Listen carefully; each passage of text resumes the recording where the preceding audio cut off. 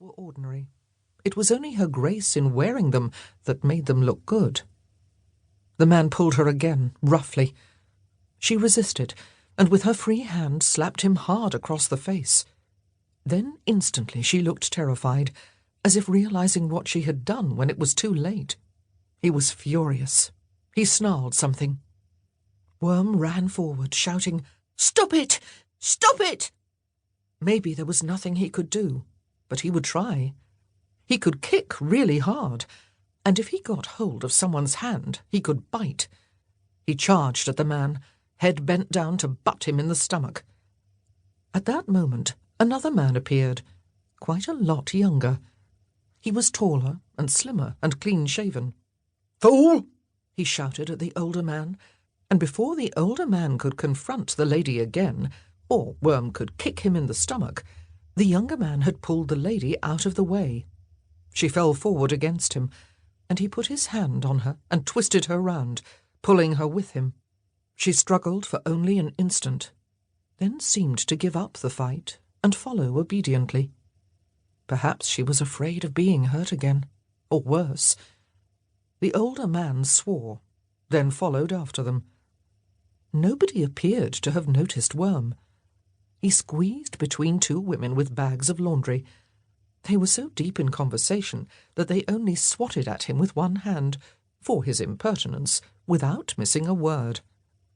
He could still see the older man, and he ran after him across an open space in the street, just behind a costermonger's barrow full of vegetables, and in front of a hansom whose driver was shouting at everyone to get out of the way.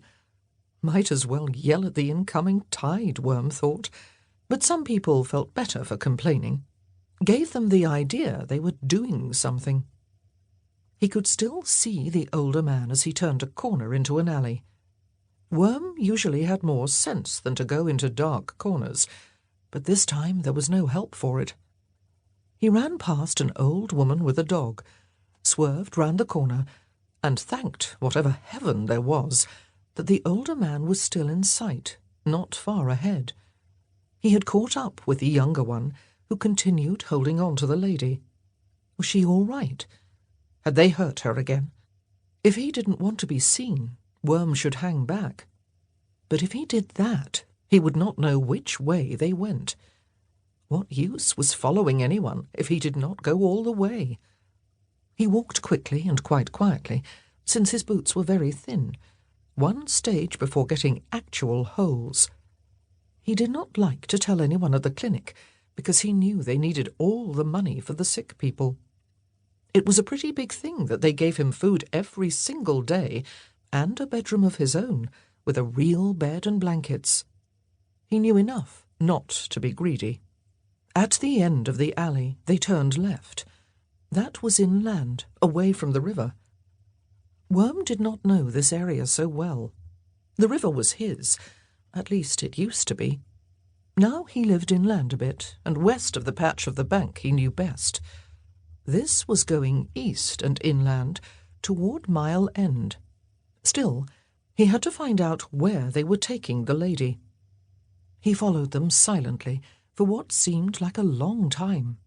He could still see her, but he couldn't see if she was struggling, or if they held her so tightly that she couldn't. She must be frightened. He was catching up. He moved quickly, darting in front of a wagon, and causing the driver to yell a string of imaginative abuses at him.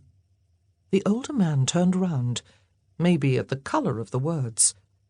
For a moment, his eyes met Worm's. Worm froze. The wagon passed so close to him, the driver reached out and cuffed his ear. It stung, but Worm ignored him. The older man, still holding hard on the lady's arm, shouted at Worm, "Get out of here, or I'll tan your hide till it falls off your skinny bones." The lady turned and saw Worm. There was recognition in her face. She opened her mouth as if to say something, but the younger man pulled her so hard she staggered against him. A group of people with a vegetable cart passed in front of Worm, and when he looked again, the pavement was empty.